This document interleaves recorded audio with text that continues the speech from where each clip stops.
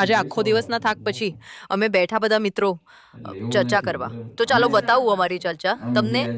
અહીંયા એ ચર્ચા થતી હતી કે કાઠિયાવાડ ગુજરાતમાં દીકરીઓ મા બાપના ઘરે શું મૂકીને આવે છે. તો સાંભળો આ ચર્ચા, તમને મજા આવશે અમારી આ મામેરાની મગજમારીમાં. આપણે બેની દીકરી પૂન દાન કરી પૂન આ લઈ લીધું. અરે આ એમ કે છે છોકરી રાજી ખુશી પણ પહેલે તું માઇન્ડમાં મને ડાયરેક્ટ પેપર સેવ કરી દીધું છે કે સાઈન કરવા આવવાની કે સાઈન કરીને આવી પછી એમ કહે છે કે પેપરમાં તો હા નહીં મેં તો વાંચ્યું. મેં કીધું આ શું છે કે જમીનમાં તમારું નામ કાઢે છે. અહીંયા હતા. જેનું પરમેનન્ટ કોપી હોય ને આવે. અચ્છા ત્યાંથી પેપર અહીંયા આવે. ઘરે તો તાલુકામાંથી અમારા ઘરે આવ્યું હતું તો મેં બાલીને કીધું, મેં કીધું તે આવી સાઈન કરી છે કે હા. મેં કીધું જો આ વાંચજામાં એવું લખ્યું છે કે તમને કઈ વાંધો હોય તો મહિનામાં કહેજો એમ. કે મને કહેવાનું તો પેલે છે આ બાદ હતા પછી કઈ કહેવાનું જ રહ્યું. અમને કોઈ એવું ફીલ જ નથી થયું 10 મિનિટ અમને કેફી મળશે એમાં અમારો ભાગ પડશે એવું કોઈ દેખાડું જ નથી. તો લઈએ ને અમે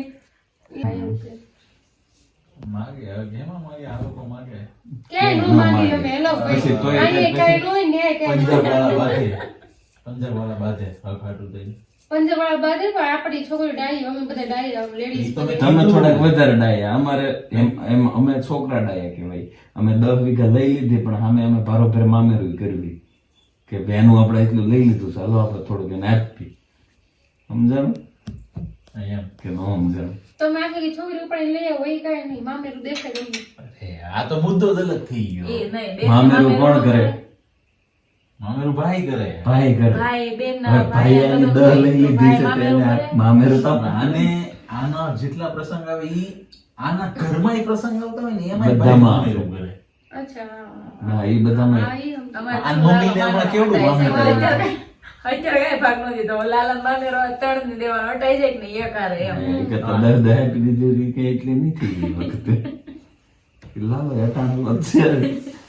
આપણે ઈ કઈ મામેરું મોંઘું પડે લાલન પછી. એ તો પછી પહોંચાતું એટલું કરવાનું હોય. એમ કે દર્શનના લગ્નમાં જ આ મમ્મીને કેવડું મામેરું આવ્યું. ઠીક છે આ નો લેવાનું કવડું એવું તમે કોને? ગોળીએ મામેરા નો પગવા એટલે એવું ન હોય, મોટા બાને એવું ન હોય કે કોઈ કઈ મામેરા બામેરા નથી એવું હતું. એ તમારા મનમાં છે એવું. અમારા મારા મામાની ઓકે, એટલે ઘરે નથી બાકી હોય cash એ મૂકી નથી દે છે, આવે. થાય. આ દર્શનના મામાની છે પૈસા વાળા એટલે એને આપ્યું. મોટા બાને એવું મામેરું શું હોય ઘણું એના માળાને એવું સારું કંઈક 15-20 તોલા હોનું આવેલું આપેલું સુરતને એટલું. મારા લગ્નમાં મામેરું જ નથી આવ્યું. અત્યારે બીજી વાર દર્શનબેન મેરેજ છે તોય મામેરામાં એટલું આપણું બીજી વાર એ થયું. सुबह 11:30 बजे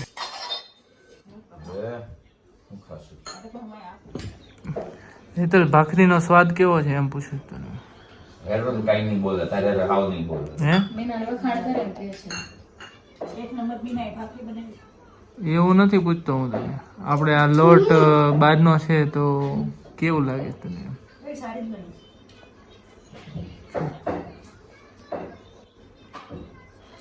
શિવાય એ શિવાય એ જીયારા એનો ફોન ખાવાનું જોતા જોતા ફોન ની ટેવ જ ન પડી. ખોટું લાગશે બરાબર બોલો. ઈ આ મીનાને લીધે હતી. કાંઈ સિવાય તને કે ચા મળી. આમ ચા નાખીને કપ જ નથી.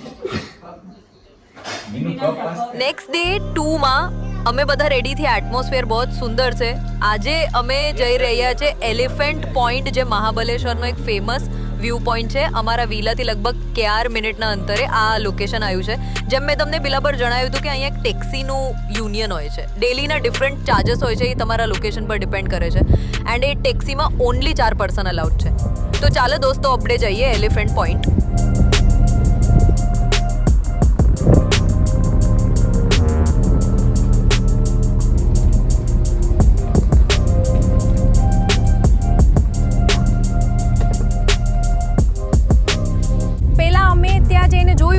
હોર્સ રાઇડિંગ વાળા ત્યાં બહુ જ બધા હતા. ત્યાં એક પર્સનના હોર્સ રાઇડિંગના 300 રૂપિયા હતા. એન્ડ જો છોકરા 5 વર્ષથી નીચેના હોય તો એને તમે સાથે લઈને જઈ શકો.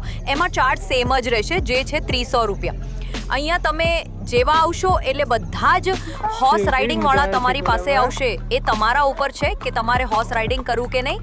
એ અમે તો અહીંયા એક ટ્રાય કરી હતી હોર્સ રાઇડિંગની સિવાય માટે. એને બહુ જ મજા આવી હતી.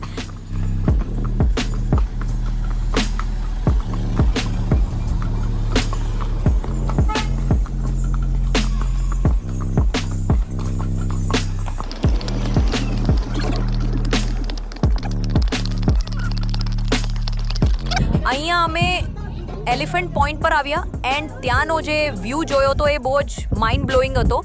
જનરલી મહાબલેશ્વરના વોટરફોલનો જે સોર્સ કહેવાય એ આ એલિફન્ટ પોઈન્ટ છે. અહીંયા ફોટોસ પાડવા માટે ખૂબ જ સુંદર લોકેશન હતું. તમે અલગ અલગ વ્યૂથી અહીંયા ફોટો લઈ શકો.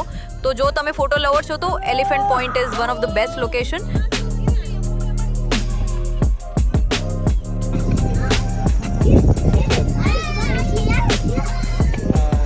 તમારો બ્લોગ ઉતરે છે, પહેલો બ્લોગ છે, એમાં તમે આવ્યા ખૂબ ખૂબ આભાર. એકાદો જમ્પ કરી દો તો પાછળ કેવી ફિલિંગ આવે છે. હા પાછળ હિરન માટે છે. એક જમ્પ કરતો પાછળ કેવી ફિલિંગ આવે, પછી ઉપર આવીને કહેજે. કૂદી જા પાછળ. હા એને કૂદી જા, પછી પાછું ઉપર આવીને કહેજે કેવી ફિલિંગ આવી એમ. વાંદરો નથી. લાગે તો એવો જ છે. એવો તો લાગે છે વાંદરા જેવો.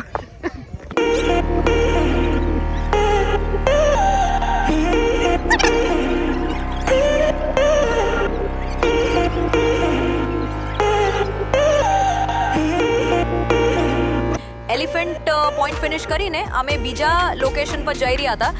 બટ ગાઈઝ અહીંયા બહુ જ વરસાદ હતો, સો શૂટ કરવું થોડું ઇમ્પોસિબલ થઈ ગયું હતું. રસ્તામાં જતા હતા ને બધાને બહુ જ ભૂખ લાગી હતી, તો અમે અહીંયાની ફેમસ સ્ટ્રોબેરી વિથ આઈસ્ક્રીમ ખાધું હતું એન્ડ તે સારું હતું.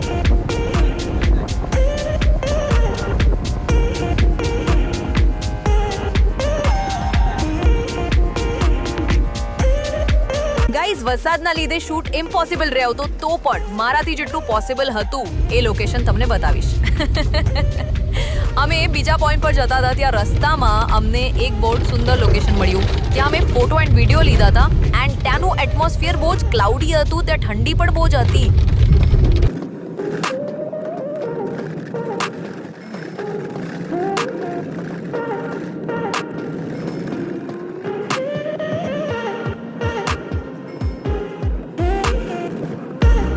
ગાઈઝ તો આ તો અમારો ડે 2 ઇન મહાબલેશ્વર. લાસ્ટમાં છોકરાએ વિલા પર આવીને ડાન્સ કર્યો, મસ્તી કરી અને પછી સૂઈ ગયા. સો તમને અમારો આ મહાબલેશ્વરનો વ્લોગ પસંદ આવી રહ્યો હોય તો સબસ્ક્રાઇબ જરૂર કરજો.